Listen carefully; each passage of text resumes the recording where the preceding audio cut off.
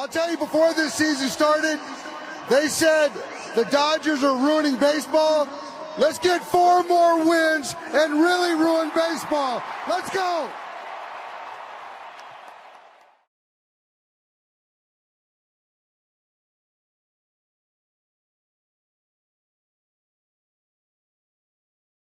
When Walker Buehler struck out Alex Verdugo to polish off the World Series title for the 2024 Los Angeles Dodgers, baseball fans everywhere saw a team that had just dismantled a clearly inferior opponent, and LA had the core to do it again for years to come. They had done it with about 2.5 starting pitchers, and their $700 million two-way superstar had only played on one side of the ball. Fast forward about a year and 2 days later, and the Dodgers found themselves in a similar position as world champions. Although the path to being the first repeat champion since the 2000 Yankees was different in 2025 than the year prior, the 7-game epic toppling of the Blue Jays powerhouse reminded us that despite their roster flaws, the sheer star power and talent of the Dodgers would not go away quietly, and that 2024 was no fluke. This year's iteration certainly did things differently on their way to a title, but they still show that there's no other organization winning at the level that LA is currently at. Today, we'll be looking back at what made the 2025 Los Angeles Dodgers unlike any other team this past season.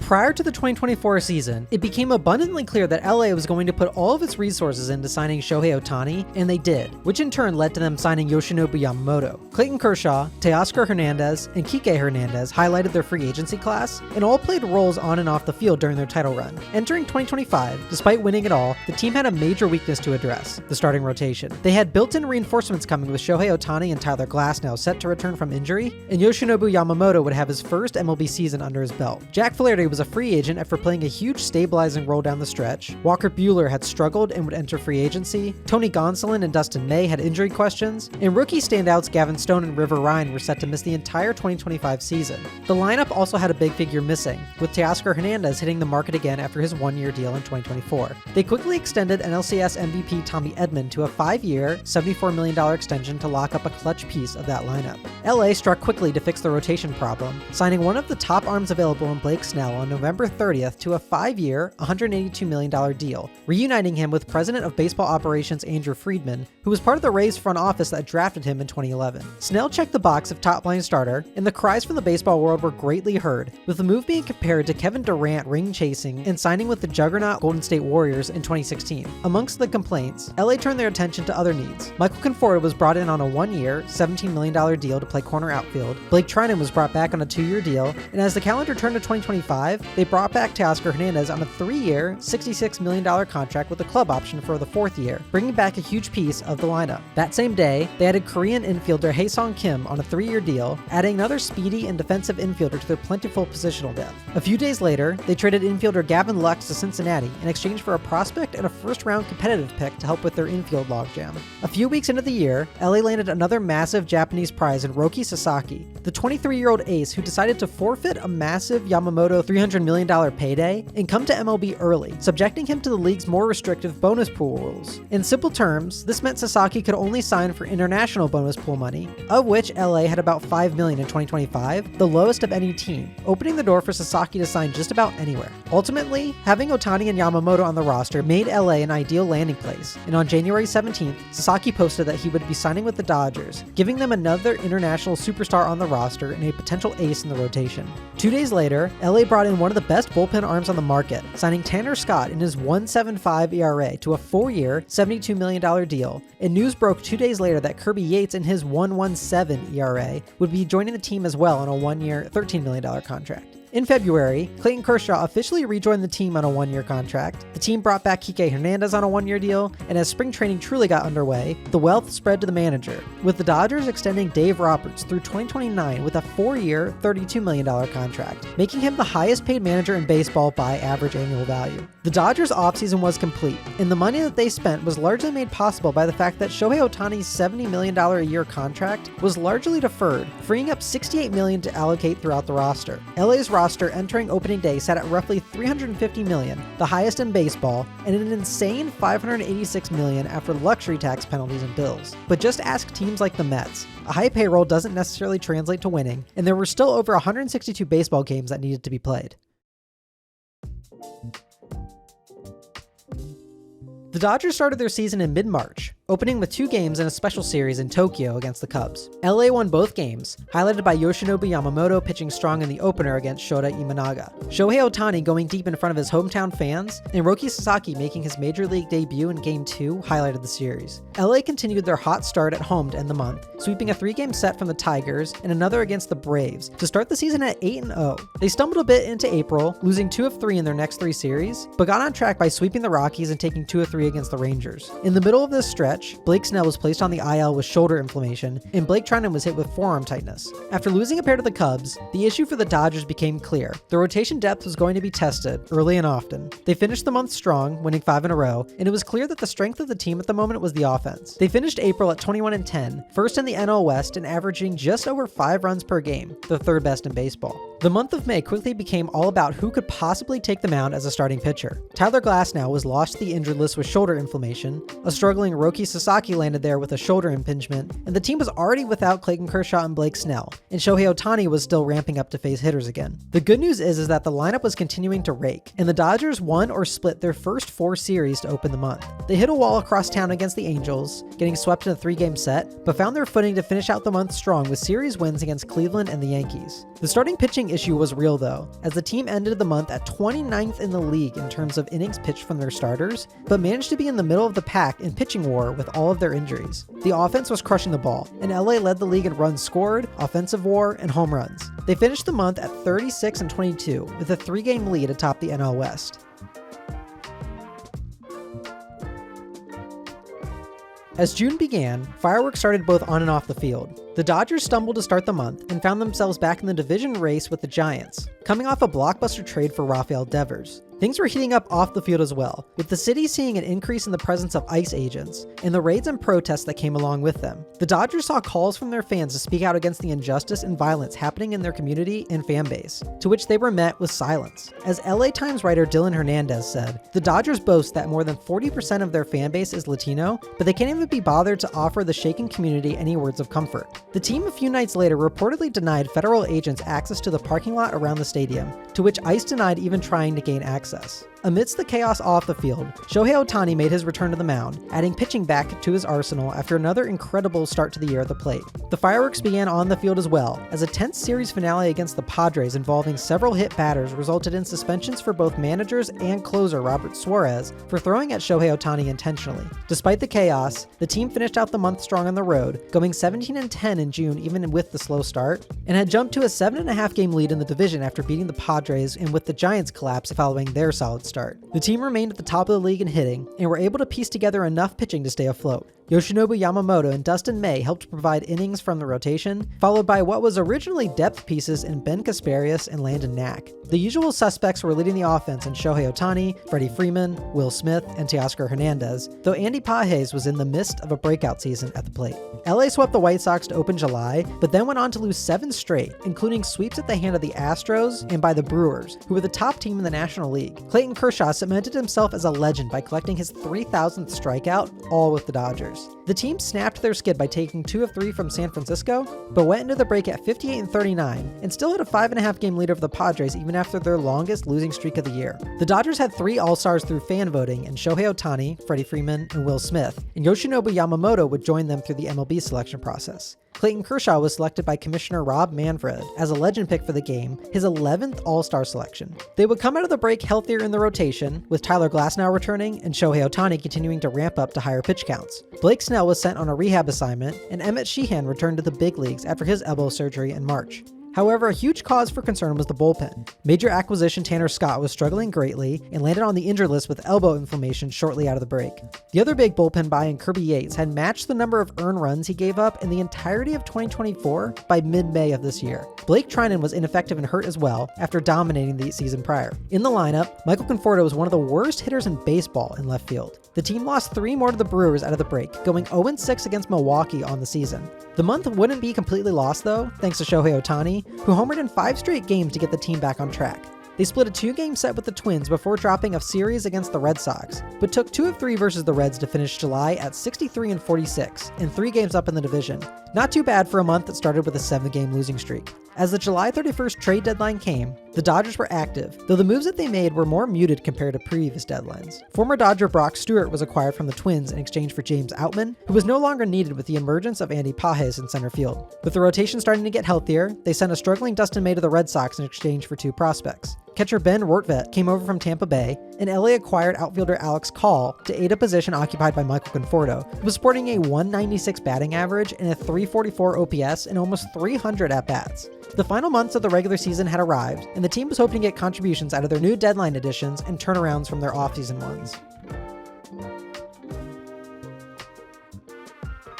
As reinforcements arrived, players left as well. Kirby Yates hit the injured list on August 1st, making room for Brock Stewart. Max Muncy would be activated from injury, and Tommy Edman would take his place. They did get Blake Snell back, and the team started out August at 5-4, with Shohei Ohtani becoming the fastest Dodger to 40 home runs in a season, before dropping 3 straight to the Angels and Anaheim and being on the wrong end of a triple play. They did take 2 of 3 from the Blue Jays and Toronto during that stretch, a matchup that we would not realize the importance of until a few months in the future. The momentum was starting to feel better, with a 3-game sweep of the Padres at home, until the team split a 4-game series against the Rockies and dropped 2 of 3 to San Diego on the road. The up-and-down ride continued, with a sweep of the Reds at home before losing 2 of 3 to Arizona. The bullpen was getting healthier at least, with Tanner Scott and Kirby Yates returning, but at the end of August, the Dodger pen was bottom 5 in the sport in earned runs and home runs allowed, but they did lead the league in strikeouts. The starting rotation ranked in the middle of the league due to their inconsistency, but the offense was still top in the league in most metrics. With a month to play, LA held a 2-game lead over the Padres and had work to do if they were going to secure a top 2 seed in the playoffs and gain a first-round bye.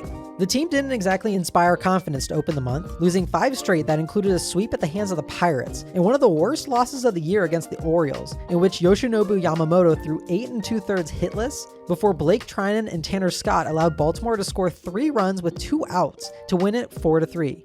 LA won their next 4 games, including a 3-game sweep of the Rockies, and took 2 of 3 from the Giants before returning home to face the Phillies, who were near the top of the NL. The Dodgers continued to drop games in a way that they have been doing very prominently recently, as they lost the first 2 games of the series by a bullpen meltdown. The script had flipped from a year ago, where LA rode their bullpen to a championship to make up for their lack of starting pitching.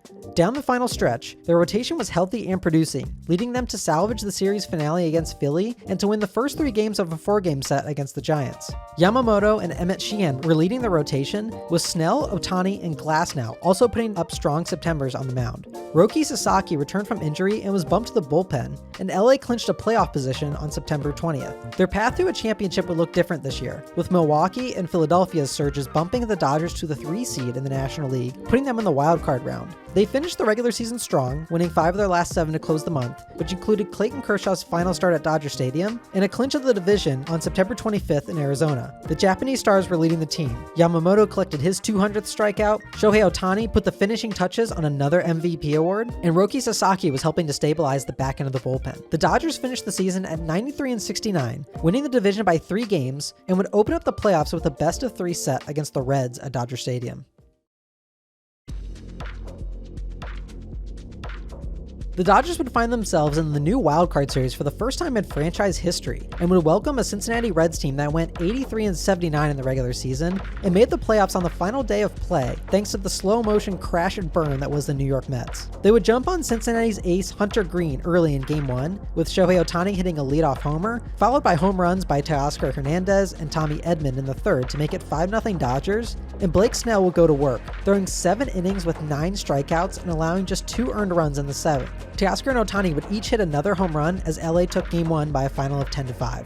Game 2 saw the Reds strike first with a pair of unearned runs in the first inning off of Yoshinobu Yamamoto, but that would be all they would score off the Dodgers starter, as he threw 6 2/3 spectacular innings with 9 strikeouts. The bottom of LA's order would give them the lead in the 4th behind Kike Hernandez and Miguel Rojas, before the stars of the lineup would put things out of reach for Cincinnati. The Reds put up 2 late runs to make the final score respectable, but Roki Sasaki would put out their brief postseason run and secure the series for the Dodgers with a final of 8-4. Over just the first 2 games, the strength of the Dodger lineup and starting staff was on full display, as was the limited depth of their bullpen. Despite it being a tense best-of-3 postseason series, the 2-game set felt like a warm-up for an LA roster with their sights set on a repeat.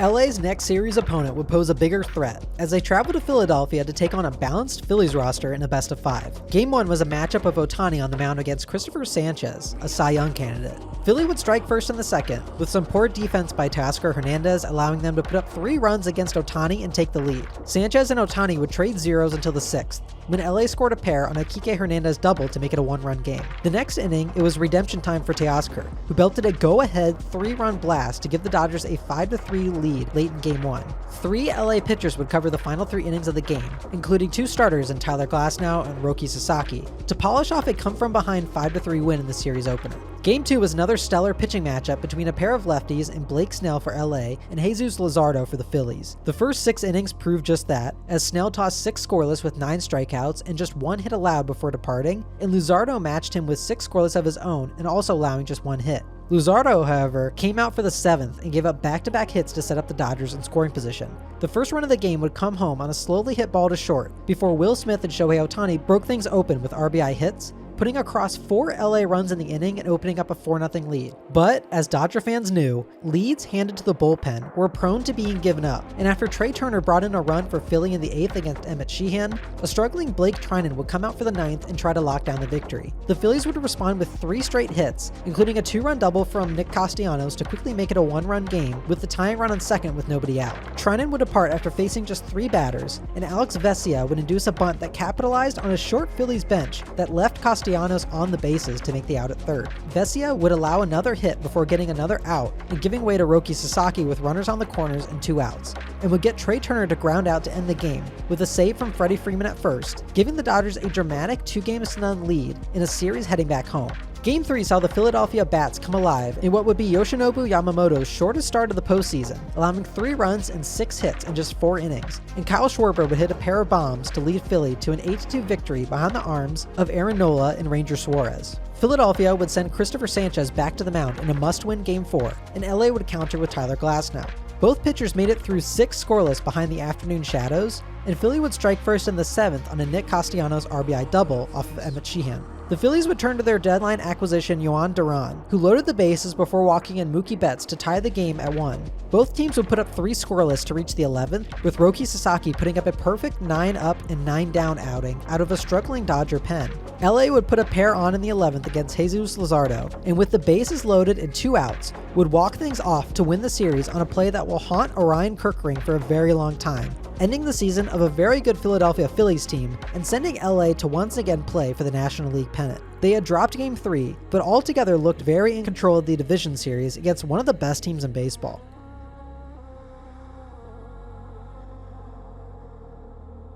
The Dodgers would travel to Milwaukee to take on a Brewers team that they were winless against during the regular season. Both teams featured strong pitching depth, and the NL's top-seeded Brewers were balanced across all parts of their team. Milwaukee would throw a bullpen game in Game 1 after being forced to go 5 games against the Cubs in the NLDS, and LA would counter with Blake Snell. The Dodgers threatened in the 4th inning before the weirdest play of the season would end the inning on a double play instead of what could have been a grand slam. Freddie Freeman would break the scoreless tie with a solo shot in the 6th inning, and Blake Snell diced up the Milwaukee lineup with 8 shutout innings facing the minimum, 10 strikeouts, and just 1 hit allowed with no walks on the day. LA would load the bases in the 9th against Abner Uribe, who walked Mookie Betts to bring in a massive insurance run. That run would prove immediately consequential, with Jackson Chourio making it a 1-run game in the bottom of the 9th, and Blake Trinan would enter in relief of Roki Sasaki. With the bases loaded, Bryce Terang moved out of the way of a pitch that would have tied the game, and Trinan finished him off with a high fastball to secure LA's Game 1 victory. The Dodgers would send Yoshinobu Yamamoto to the mound in Game 2, opposed by Milwaukee's ace and Freddie Peralta.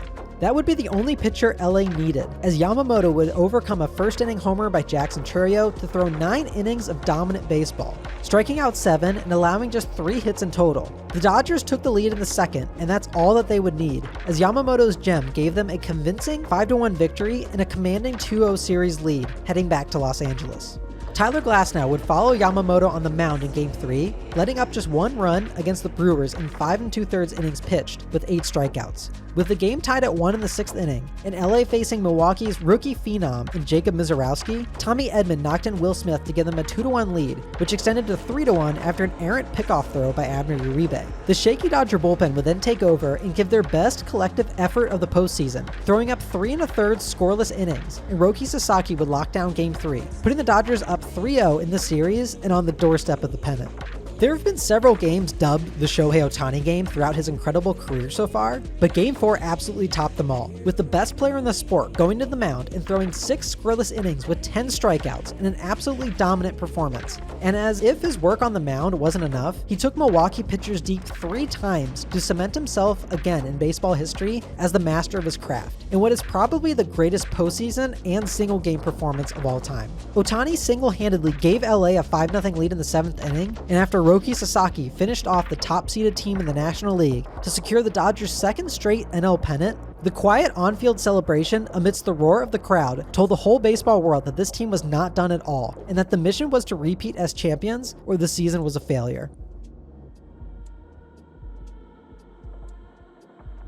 The World Series would open up in Toronto on October 24th, featuring a number 1 seeded Blue Jays team that trounced the Yankees in the Division Series and overcame an 0-2 series deficit against the Mariners in the ALCS. They featured a lineup that led the game in batting average, and had breakout rookie Trey Yesavage reinforcing the rotation. Game 1 saw Yesavage head to the mound for Toronto, opposed by Blake Snell, who had been nearly perfect in the postseason. LA took a 2-0 lead into the 4th inning courtesy of Kike Hernandez and Will Smith, but Dalton Varsho tied things up with a left-on-left 2-run homer off Snell. Things unraveled in the 6th for the Dodgers starter, who loaded the bases with nobody out before being pulled, and Emmett Sheehan promptly gave up 2 singles sandwiched around a walk, and just like that the Blue Jays had a 5-2 lead. The inning was capped off by a relentless Blue Jay lineup, scoring 9 runs in total, including a grand slam from Addison Barger and a 2-run homer by Alejandro Kirk for good measure. Suddenly, a Dodgers team that saw their starters dominate a deep Milwaukee lineup seemed to have met their match, as Toronto won Game 1, 11-4. Will Smith started things off in Game 2 with an RBI single to give LA an early lead, and Yoshinobu Yamamoto went to work.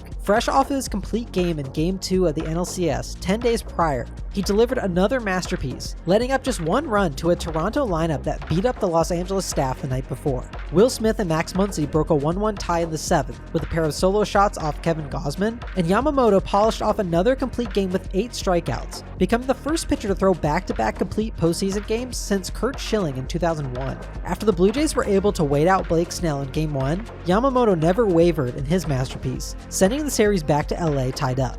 Game 3 would become an all-time classic, as the Dodgers took an early 2-0 lead against Max Scherzer and the Blue Jays, before Toronto turned the game upside down with a massive 3-run shot from Alejandro Kirk and a sacrifice fly from Andres Jimenez, following an error from Tommy Edman. The stars in the Dodgers lineup would tie things in the 5th, with hits from Shohei Ohtani and Freddie Freeman knotting the game at 4. Things would stay that way until the 7th, when Bo Bichette delivered in the clutch to give Toronto a 5-4 lead. That lead would hold for less than an inning, when in the bottom half, Shohei Ohtani took arguably the worst pitch of the postseason 400 feet to tie the game once again. From there, fans were treated to an entire second game. Both bullpens traded zeros for the next 10 innings, with both teams on the brink of scoring nearly every half inning, and bullpen legends cementing themselves in World Series history, with performances from Eric Lauer and Will Klein to get the game to the 18th. Freddie Freeman sent everybody home and viewers around the world to bed with an 18th inning solo home run, giving LA a massive 2-1 series lead in a game that both teams were desperate to win. Despite how incredible Game 3 was, there was only more to come for fans in this series. The Blue Jays came out in Game 4 desperate to forget about the previous night and gain momentum back. After falling into an early 1-0 hole, Vlad Guerrero Jr. continued his monster postseason and put Toronto on top 2-1 in the 3rd. The game remained close until the 7th, thanks to performances from Shane Bieber and the ailing Blue Jay pen, and then the lineup did what it had been doing all postseason, manufacturing runs in big innings, as the Jays scored 4 runs in the inning off of Shohei Ohtani and Anthony Banda, leading them to a convincing 6-2 win to even the series. The Dodgers were in danger of falling into a series deficit going back to Toronto, and that's exactly what happened in Game 5. Trey Yesavage took the mound for the Jays and delivered a World Series performance for the ages, throwing 7 innings and allowing just 1 run, and striking out a rookie record 12 batters. Blake Snell battled but fell victim to home runs early by the relentless Blue Jay lineup, and Toronto never let up by tacking on runs late and taking a series lead with a 6-1 victory. The series went back to Canada, and the Dodgers once again turned to the pitcher that had led them all postseason in Yoshinobu Yamamoto. They scored early in the 3rd thanks to Will Smith and Mookie Betts, just when it looked like Kevin Gausman was going to dice up the Dodger lineup all night long. Yamamoto threw 6 strong innings, giving up a single run and striking out 6, before handing the ball to 3 starting pitchers in the bullpen. Justin Robleski, Roki Sasaki, and Tyler Glasnow would get the game to the 9th with LA leading 3-1 before one of the craziest half innings of World Series history would take place. With With a runner on third, Addison Barger hit a ball to defensive replacement Justin Dean in center field, who threw his hands up as the ball appeared to be slightly wedged under the wall. In a call that would leave fans screaming in both directions, the play was ruled dead and Toronto had runners on second and third with nobody out. Glasnow would enter the game and retired Ernie Clement on a huge pop-out before Andres Jimenez hit a ball off the bat that looked like it could tie the game and was instead caught and thrown to second base to double off Barger and end the game, sending this incredible series to Game 7. Baseball fans were in for an all-time classic. A pair of Hall of Famers would take the mound in Shohei Ohtani and Max Scherzer, and Toronto jumped on Ohtani early with a stadium-shaking 3-run home run by Bo Bichette, knocking Ohtani out of the game and giving Toronto a massive early lead. A struggling Teoscar Hernandez would get a run back in the 4th inning on a sacrifice fly, and Tommy Edman would make it a 1-run game in the 6th with a sacrifice of his own. But the bottom of the 4th saw more dramatics, as the benches cleared following a hit by pitch of Andres Jimenez, adding another layer of tension to Game 7. Jimenez would come up clutch in the 6th, driving in a massive insurance run with a double, and Trey Savage would enter in the 7th with the Jays 9 outs away from a title. The insurance run would prove hugely consequential, as Max Muncy homered in the 8th to make it a 1-run game, and Jeff Hoffman entered the game with the Jays 4 outs away. After a leadoff double in the bottom of the 8th, Blake Snell would enter and strand that runner, keeping LA just a run behind going into the 9th. Jeff Hoffman started that inning, having allowed just 1 run in over 11 innings in the playoffs, and struck out Kike Hernandez for the first out. With all eyes on Ohtani looming on deck, Miguel Rojas got everyone's attention by lining a Game 7 tying home run over the left field wall, his first homer of the postseason and just his 8th of the entire year. Toronto and the baseball world was stunned, and suddenly the hopes of the Blue Jays were leaving their grasp. With the Dodger bullpen still unreliable, Dave Roberts naturally turned to last night's starter, Yoshinobu Yamamoto, who had thrown over 34 innings and 5 starts this postseason. Toronto threatened to the bottom of the 9th, loading the bases before Miguel Rojas saved the entire season once again, capitalizing on a short lead by Isaiah Kiner-Falefa at third base and cutting down the winning run. Defensive replacement Andy Pages would save the season once again the very next play, as Ernie Clement and all of Canada thought the game was about to end, before Pages snagged the ball out of the air to send the game to extras. The Blue Jays would also escape a bases-loaded threat, with a huge play from Andres Jimenez and clutch pitching from Seranthony Dominguez ending the inning. But Yamamoto was settling in, and the Jays went in order in the 11th, and Will Smith put the writing on the wall with an 11th inning go-ahead shot off of Shane Bieber, sending Yamamoto out with a chance to win it all. Still, the Jays would not go quietly, as Vlad Guerrero Jr. led off the inning with a double and was bunted to the 3rd with 1 out. After a walk to Addison Barger, Yamamoto threw the biggest pitch of his life to Alejandro Kirk, coaxing a ground ball to short that Mookie Betts took himself and threw to first, cementing the Los Angeles Dodgers as World Series champions, the first team to repeat since 2000. Yoshinobu Yamamoto was named Series MVP, and the Blue Jays were sent home following one of the most incredible worst-to-first seasons we've seen, capping off one of the greatest World Series we've ever seen.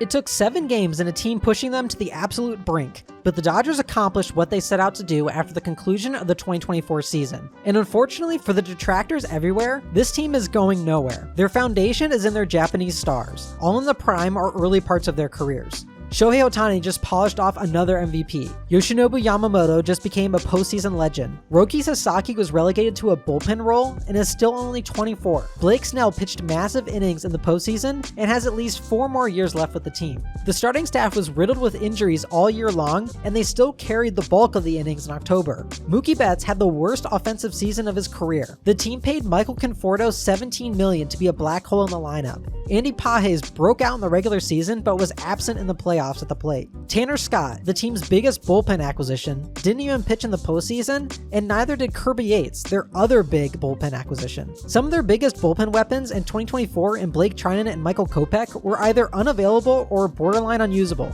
The Dodgers have patched their biggest weakness in the closer position with the top option on the market in Edwin Diaz this offseason. The scariest part of the Dodgers' 2025 run was that the team was in no way firing on all cylinders, and it's scary to think what this roster full of talent could do at full strength and with any other additions they choose to make before the 2026 season kicks off. They dismantled the top 2 teams in the National League handedly and beat a Blue Jays team that was on a magical postseason run to the Fall Classic. LA will absolutely be the 2026 World Series favorites as they look to cement their dynasty with a three-peat. Putting the sport of baseball aside for a moment, I'd like to take a moment and acknowledge the Vesia family, who were not able to take part in the World Series due to a family matter, and I'd like to offer my deepest condolences as they mourn the loss of their young daughter.